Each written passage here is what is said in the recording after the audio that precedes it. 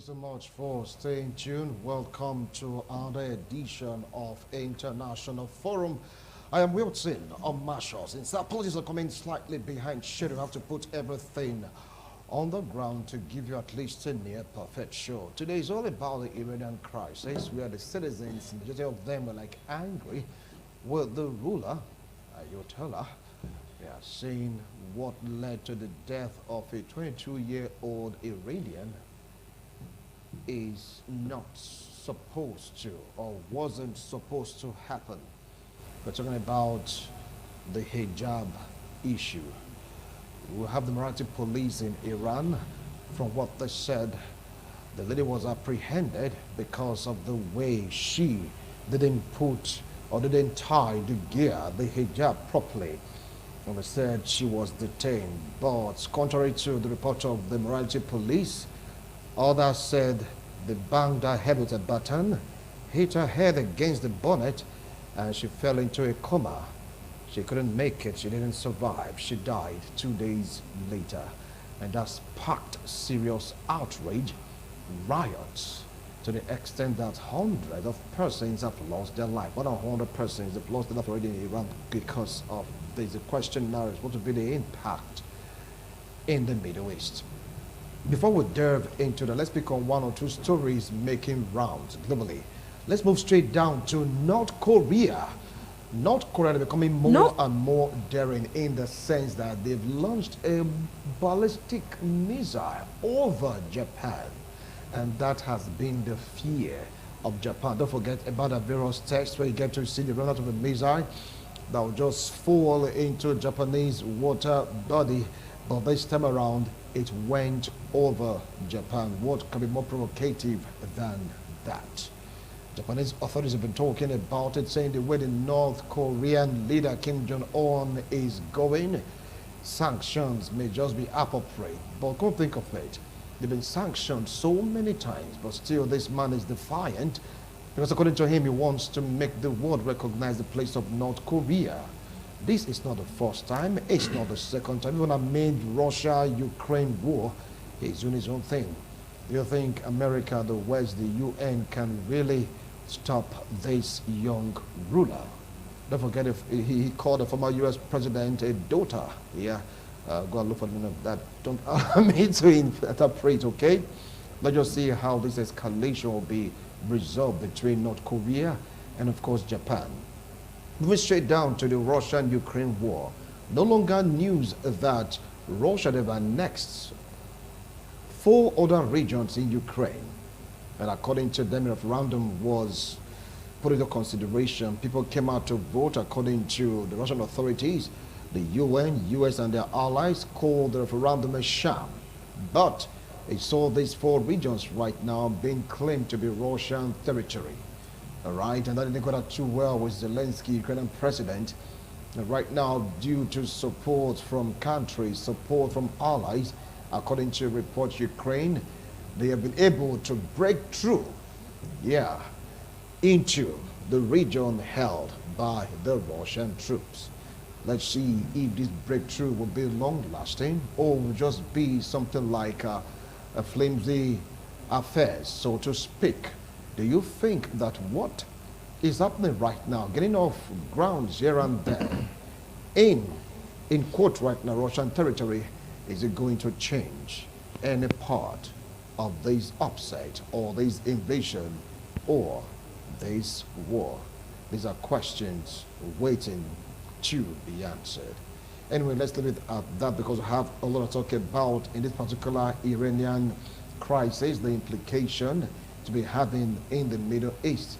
And of course, I have me here in the studio, political analyst, political affairs commentator, a politician, once a journalist, always a journalist. Join me to welcome Honorable Agarase Idubo.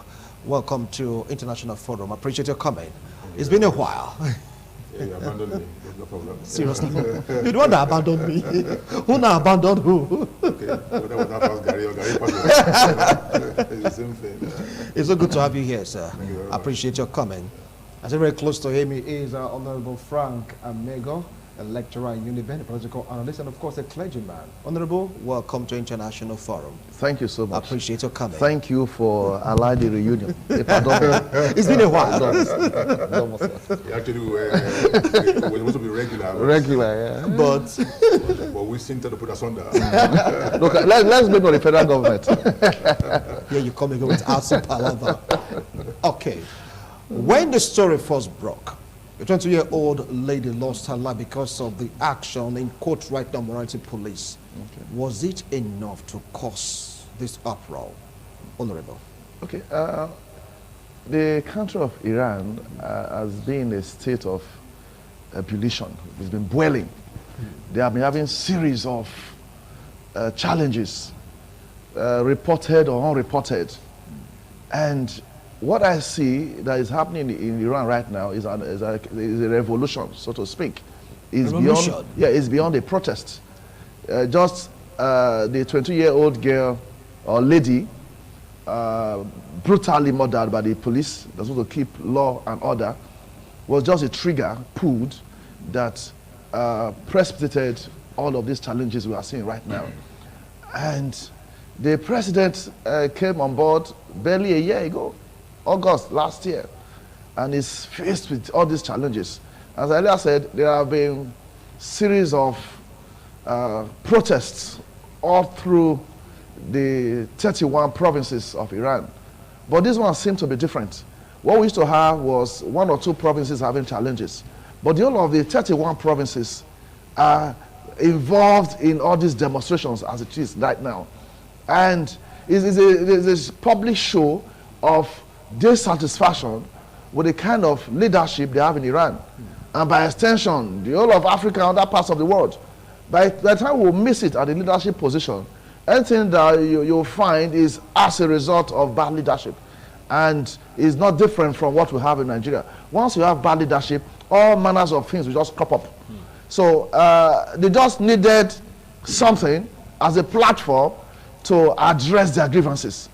And here came a situation where this girl, not just because of a hijab, that she wore a tight trousers, pair of trousers, and the way she was handled by the police, as if maybe it was a murder case. Even if it was a murder case that she was involved in. Was it police that be involved in brutality? Was it police that should be involved in extrajudicial killing? So the people just saw that this one challenge was just too much for the country to bear. And why it got so aggravated was the direct involvement of the women. You know, whenever women are involved, just like in a religious gathering, the church for instance, if you see more men than women, it's a court. Oh, really? Yes, conventionally you tend to see more women than men. So when you have a larger population, most likely... It's a convention. Yeah, You know, when you have a large population of women involved, that's one. Then number 2, I know before now they had a revolution, women were involved, but the second factor we're having right here now is that the younger generation, for the first time in a protest or a revolution like this, are grossly involved in it. The number 3 thing that is fueling this demonstration that I'm thinking will likely lead to a revolution is we have a lot of artists, musicians, athletes, top politicians, even outside Iran, getting involved in this matter. And the whole thing is gaining support, that's the protest, by other Middle East countries. All right. We'll come to the involvement of other players, because that is what Ayatollah is like, talking about the supreme leader of Iran. From what he said this goes beyond or went beyond the hijab, that she didn't tie the scarf very well, hence the morality police in Iran apprehended her. We have 2 conflicting reports, one from the police that said they just took her to the police station for interrogation, nothing was done to her, and the other report was that the baton was used on her head, and her head also was hit against the bonnet of a car. I mean, is it really enough? He said it goes beyond that, that because Iran or Iranians have been pushed to the war, they're like at a precipice, so to speak. No, sure. Let me start from when he called the girl a lady. It's a small girl. 22. At 22. At 22. It's just a normal young person. Young person. She was just being herself. You know, there are some things that, even though it's a religious thing, the girl just believed that just for once, let's dress differently. I think you made a point. It was not even the hijab, it was the tights she was wearing that attracted the morality police. They thought that was not right, you know, by virtue of. But I've always told people, one day we were in church, in one of the services, and one woman just saw a girl in the church who wore trousers. And she was very, very wild and said, how can you wear trousers to the church? The smart pastor, the very smart pastor, told the woman, leave her alone. If not that we're in the church, I can ask that some women should take some women out and go and take off their, you'll find tights inside all of them, trousers. So the difference between what she is doing and what you are doing, you are covering your own. But you're also wearing trousers. But because this young girl is wearing, you're not condemning her. This girl, yes, fine. You know, I haven't done. The morality police saw her and thought they were going to correct. Again, it's not by. If you want to correct, it's not by force. Very honestly, I mean, the process of correction was very, very bad. They picked up the girl, beautiful. You could keep her. You could remand her and correct her. It should not have led to her death. I mean, if you think what she did was wrong, then pick the girl. Oh, fine girl. You have not done well. This dress, you know, in our religion, we expect you, even though they have two kinds of Muslims in that country. Yeah. But in the Shiite and the Sunni. In our religion, we expect that you will dress like this. But now you're going to like, please, go and dress properly. It should not have led to her death. And now that the women are protesting, like he said, any protest that involves women is wild. I mean, there's no way. It is easier to curb men than to stop women. See, women are very, very. I mean, they take issues and they're very passionate about how they feel. I mean, for an artist from Turkey to come to show support, but also cutting her hair on the stage. You know, so this hijab thing, we don't want hijab anymore. Some I once saw that some were even born in hijab and said from now we don't know where. But again, it's not even the president who is new. They have had a supreme leader for a very long time, about 30, 35 years. And it's been, you know, when I was much younger, we used to call the man Ayatollah Khomeini Kankan, you know, because he was very wicked. The Yorubas would say he doesn't know anybody. He's been a very wicked person. And he has to be like that. Oh, but to him, he's not wicked. He's just following his own principle. Yes, your principle cannot override our principle. I mean, it's not a question of your principle. It should be the collective principle of the people. If all of us say this is what we want, and you are our leader, what makes his own case worse is that he's a supreme leader. He's not just a leader. He's a supreme leader. Dictator par excellence. And that has been the problem, you know, with that country. All right. So basically, that protest, like my brother said, will snowball into many other things. It's like they looked for an opportunity to use something to launch the protest. And they want to pull down the government. Okay. But we just hope. We are coming to that, pulling down of the government. Now, the Supreme Leader, Khomeini, that is Ayatollah Khomeini, said, look, he's seen the hands of U.S. and their allies. He's sensing the hands of Israel. That no matter what happened, it was an accident. Their heart bleeds. It was unfortunate. But that is not enough for these women right now and youths to start burning the Quran and hijab. Is it really enough for them to go that far? That statement by the president was that of a defeatist. In what ways? Yeah, because you have a domestic problem at the national level. Instead of you to resolve it, the 1983 hijab law that was made, all these protests a part of the things they are saying they should repeal it. Was that made by US? So if you are having a challenge as a person, I want to see this one as a transferred aggression. You're having a problem. Whether or not the US is involved, it's first of all to look inwards. What was the immediate cause, remote or immediate cause of this challenge? If the police kept on saying that the death of that young lady wasn't occasioned by the brutality meted on her, you can do a post-mortem. Do a post-mortem to unravel what led to her death. But our religion do not permit post-mortem. Yeah, because the girl cannot wake up now to say what happened to her. Let's not forget that this is the age we are in, whereby we have social media. A lot of social media witnesses. A lot of these things were uploaded. And the president, what I think he should have done first was to apologize to the nation, and in particular to the family of the deceased. And if that had happened, I don't think the escalation would have been this much. To hold on to a principle that is not global, to hold on to a principle or to a level of strictness that is inhuman, that is tyranny. And a lot of things would have snowballed into women coming out. They would have waited patiently. What is the president saying? The younger generation, the youth, would have also waited. This was a promising student that would have become one or two things later in life. Now the younger generation is saying, what future do we now have? So, for the president to start pointing fingers at US is a misplaced priority, and is an outward display of incompetence. It wasn't an American girl that was killed. Your own citizen. Is that like when you want to show laziness in terms of religiosity?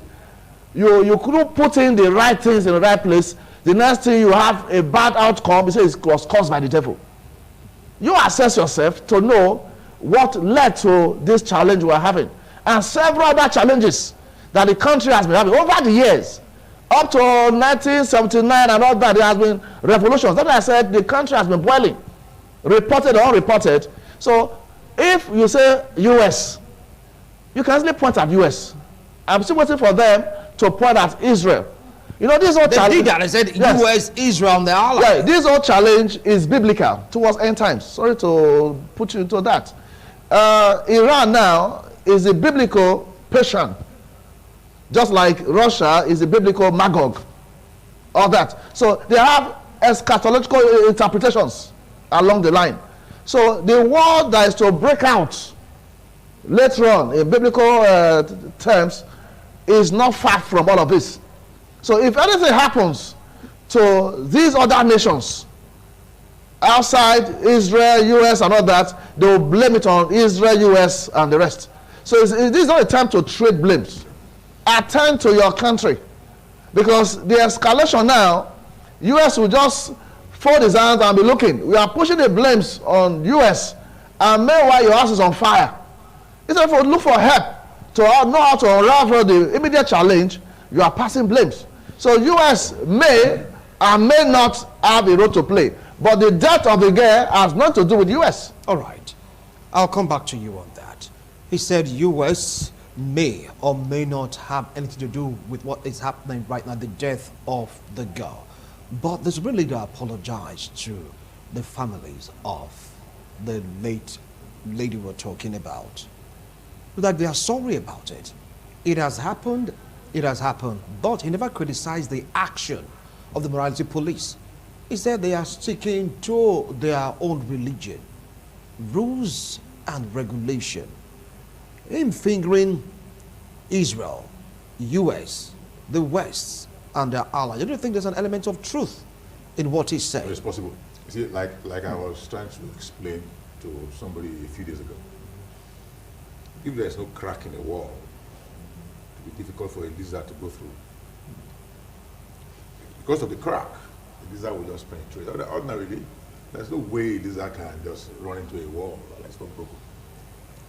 this issue, I only just hope it will be handled sufficiently well. It's one thing that could, like I said, snowball into many other things. You mentioned that, you know, religion did not permit, you know, autopsy. In a situation, it becomes necessary. Because your word against my word, I'm saying you shot me, you said I hit my head. I have to prove it. So if it now becomes important to save a situation, then do the extraordinary. Because people will be convinced if you come and say, okay, fine, autopsy has revealed that the girl died of natural causes, or the girl died of brutality, or, I mean, something that could save a lot of situation. But having said that, this hijab thing for close to 30 years has been a very major issue. Has been a very, very major issue. They have been fighting it. Most of the young ladies have been saying to themselves, look, for God's sake. All right, now you just sort of want to take a minute or two break. We'll be right back. We're to continue with your explanation. Don't go away. We will be right back.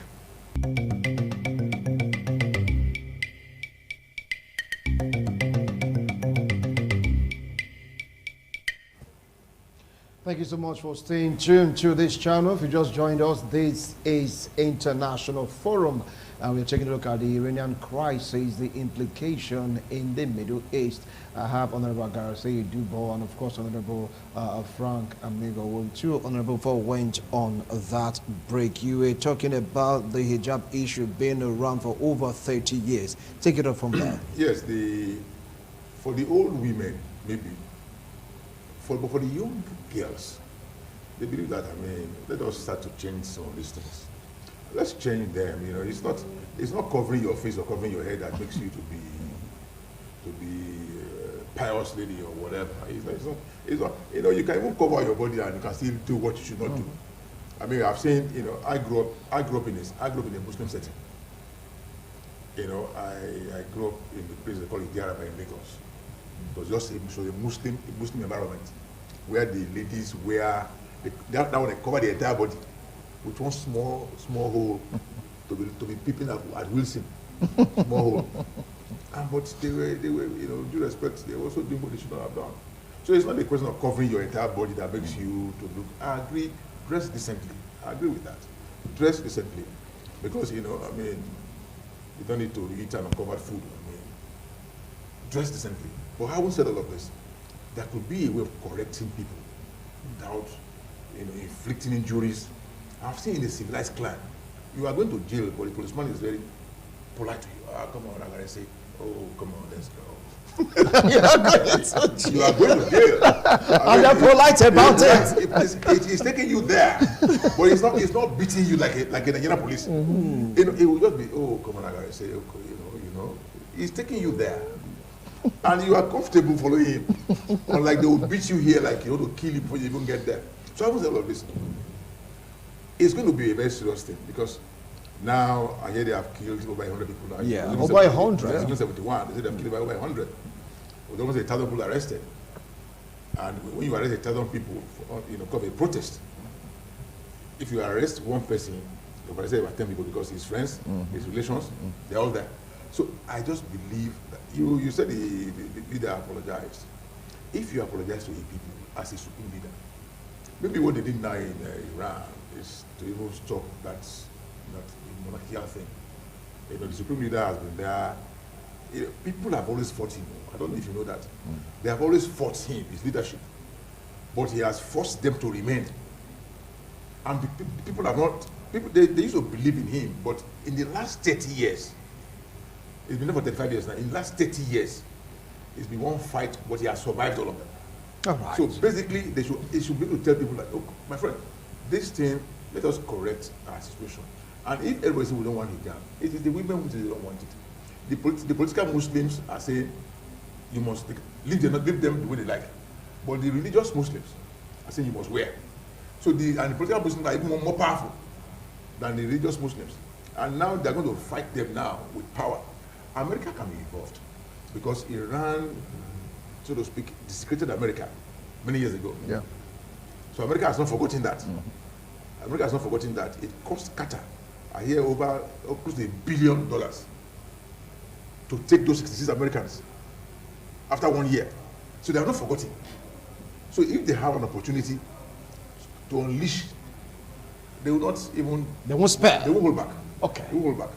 All right. Now, can one deduce from what is happening right now in Iran that the mentality of the citizens in Iran that are being influenced by what they see other cities in the Middle East, the kind of change they're going through vis-a-vis Saudi Arabia?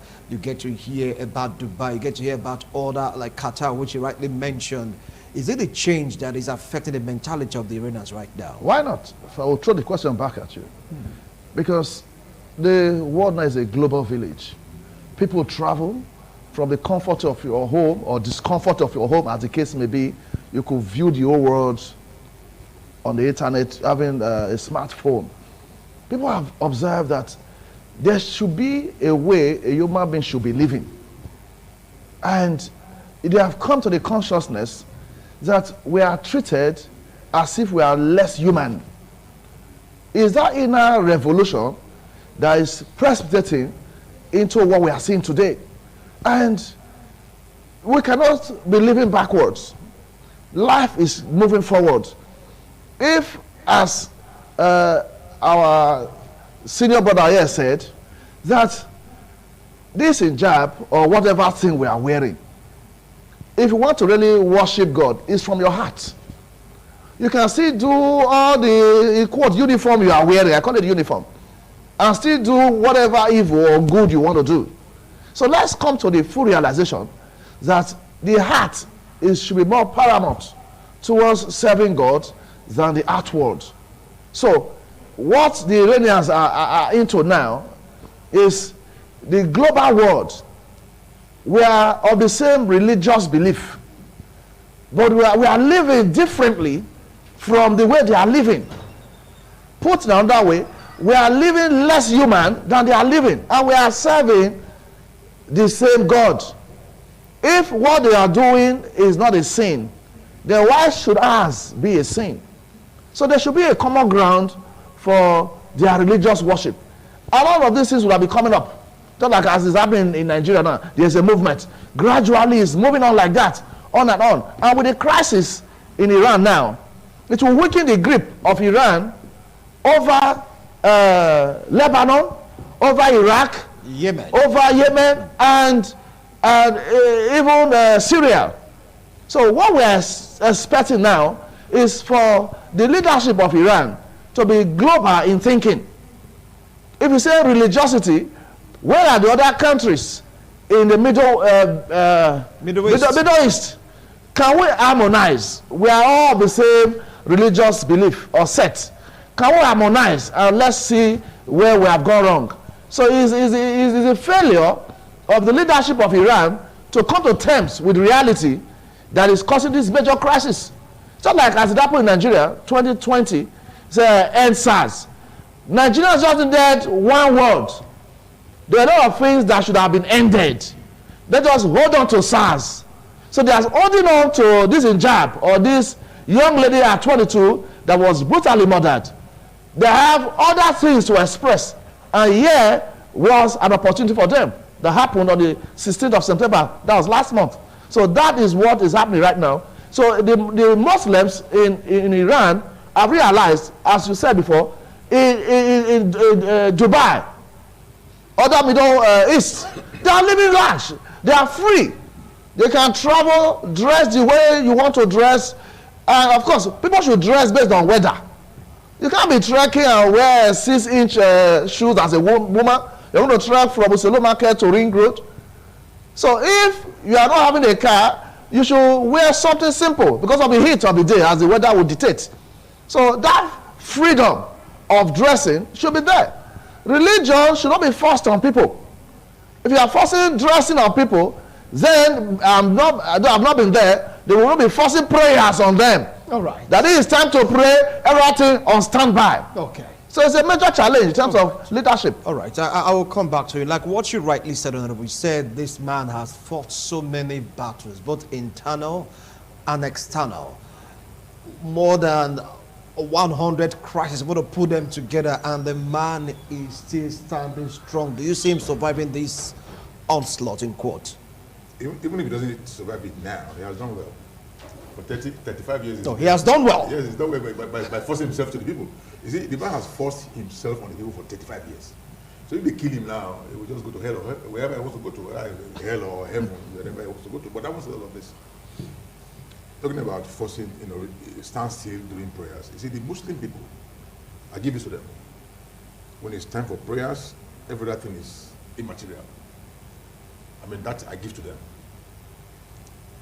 If this guy didn't die, I'm sure they will still be battling the hijab thing, but it will not created this kind of. Don't forget, it started from 16th of September and it's still on right now. If she didn't die, they would have continued the hijab wahala, but they wouldn't have been this forceful.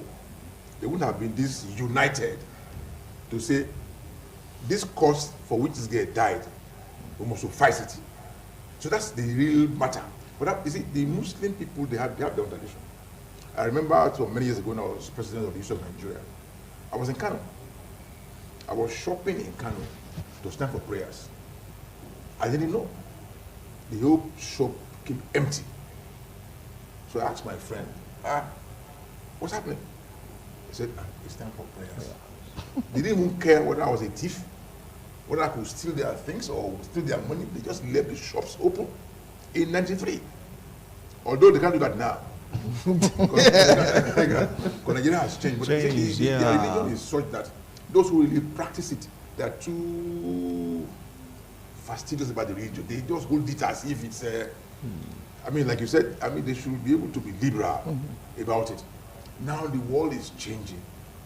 And if the world is changing, some of these practices, those days, there's some churches now, the young persons in Nigeria now go to those churches where they can do a hip hip, and those traditional churches, they run away from them now.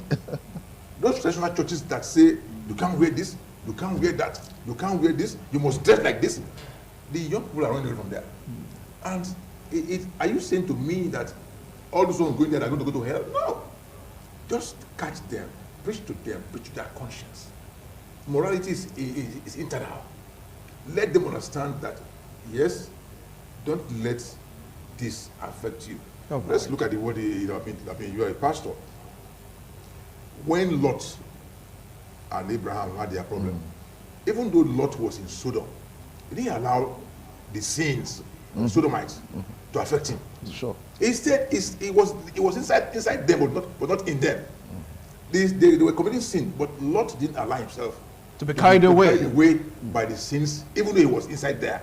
So you can be the religion is such, it's dynamic. It's not a one-stop thing to say, okay, fine, you must. This thing will consume that country because many legs will come into it now. Many legs will come into it. I was reading somewhere that the 18 journalists that they arrested have their contacts in many other countries. They are going to respond, even though they want to boycott government machinery now to have another internet supply. Which when that one comes now, it will make the thing worse. All right. So it's good for government to now say, okay, fine, gentlemen, let's come and discuss.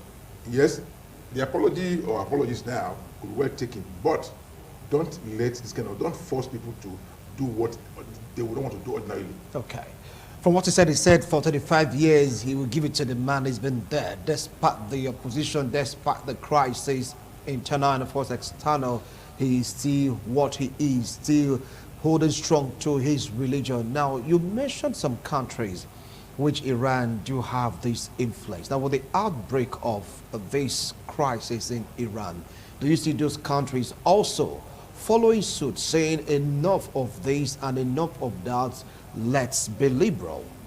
Yeah, those 4 countries I mentioned, Lebanon, Iraq, Syria, and Yemen, they're not going to follow suit. They are followed. They followed. It's not a proposal. Because they first of all try to back the women. The involvement of the women was what brought out sympathy, solidarity from neighboring countries. That's why would you kill a woman? If it was a boy that was killed, I'm sure the police would have reported it was a thief. You have killed 30 women. Yes. 30 women. Yeah, we have killed 30 women right yes, now. yes, you have killed 30 them. women. So the grip is weakened. Anytime from now, the grip will be there anymore, because it's barbaric. What sort of leadership? You have forced yourself on people for about 35 years, and you are still holding sway, behaving or believing that you are whatever thing you are saying will stand. And of course, it can't stand the test of time. And the way my fear now about the protest, it may not lead to a revolution, except they do one thing right now. All these various aggrieved groups, there is no arrowhead. There is no one person that they have chosen as a spokesperson. Because if they bring one person out now, it will be like the former revolution that took place before in that country. But right now, there's no one person. I've checked through, there's no one person speaking. They are just angry. It's like a mass action. Yes, they are just angry. Nobody is speaking. That's on one leg. On the other leg, the first revolution that took place in Iran, the security outfit was broken down. But now, the security outfit is still intact. That's why they are killing or arresting all that they want to do. So if the security breaks down, I'm sure this revolution will lead to wherever the present Iranians will want it to lead to. Total freedom. Yeah. So the grip they want over Iran, for a new Iran now, will predicated on having a true leadership that can speak the minds of the people. Because everybody's just saying so many things, at the end of the day, nobody's talking. Then if the security outfit breaks down, which has not so far, that's what my fear is, that the revolution I'm even expecting them to have, they may not have it. No, they will. No, they will. Because there should be a spokesman. There should be a spokesman. Yes. But they are saying that if they should have a spokesman, that person will be a target. Yeah, fine. You see, and don't forget that Ayotela is a non-forgiving man. He will not forgive. He's a very unforgiving person. But having said that, in a protest like this, why I said there will be some, it will lead to a very bad revolution very, very shortly. You don't use leather forces to quell crisis. People, you don't use maximum force. People are protesting, very harmless. The worst they can do is to stone you. Now you are using gun to left ammunition to shoot them. That is totally unacceptable. It has breached various charters. So why would you use gun to? People are protesting. Oh, fine, you can guide them. I've seen protests in very many forms, and they are guided. But when you now start to use maximum force to stop a protest, then of course they will they will become hardened. Yeah. And once they get hardened, they want to also apply a retaliative force, and that becomes worse for everybody. But how will say all of this, my brother? Where they are now, they are the brink of breaking, because there is no way, like you said from the very beginning, once women are involved, and even women are protected. 30 women dead, I think 22 young children dead. For the men, like you said, they say they are armed robbers, but for children and women. You see, the United Nations is very, very angry with that. Children are protected. And once you start to kill children, very innocent people, what's their business with? The children are running for their lives, you just shoot them. What kind of nonsense is that one?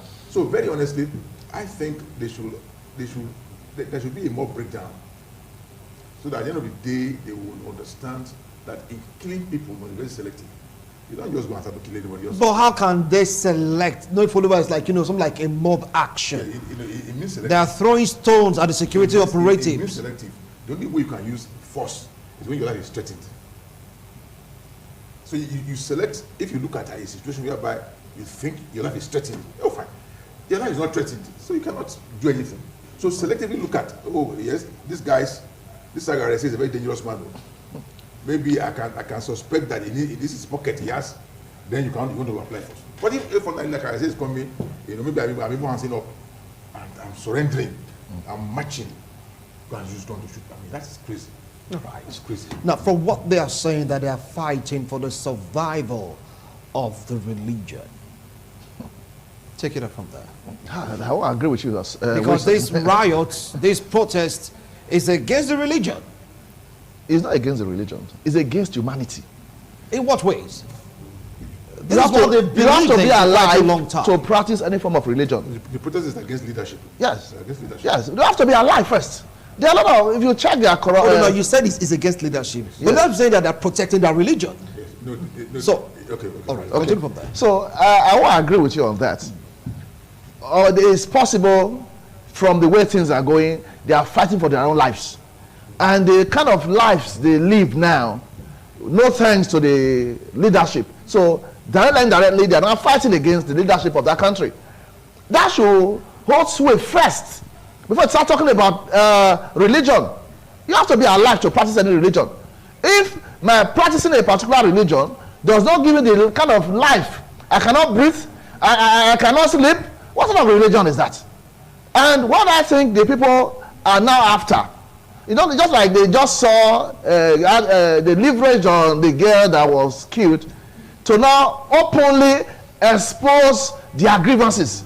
And all those ones are aggregated aggressions, building up over the years.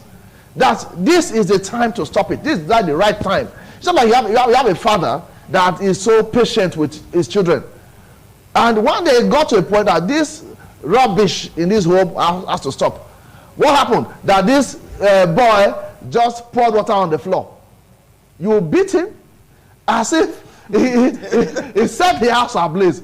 There will now be a strong warning to every other person that daddy no longer takes rubbish, no matter the littlest of it. So this is opportunity for the people, the good people of Iran, to showcase that this is the right time to change. Iran is now or never. I'm going to let Sonny Okoso. Even Nigeria is even now or never. Come 2023. So what we are experiencing right now in Iran is, if they can be focused as they have been, the 31 provinces of Iran having protests. It has never happened in the history of Iran. There's no country I can even mention now whereby all states, if they have states, all simultaneously will agree to say let's protest. It has never happened. So I hope that this protest will lead to the right revolution that will bring Iran to the right direction for peaceful coexistence, and they can still practice their religion. All right, thank you so much. Honorable, you're going to give us your last comment on this discussion. What advice do you have for the Supreme Leader, Ayatollah, and of course the Iranian citizens that are there protesting? Over 133 dead right now, amongst them women and children. Yeah, Ayatollah, ordinarily, he's been a very hard dictator.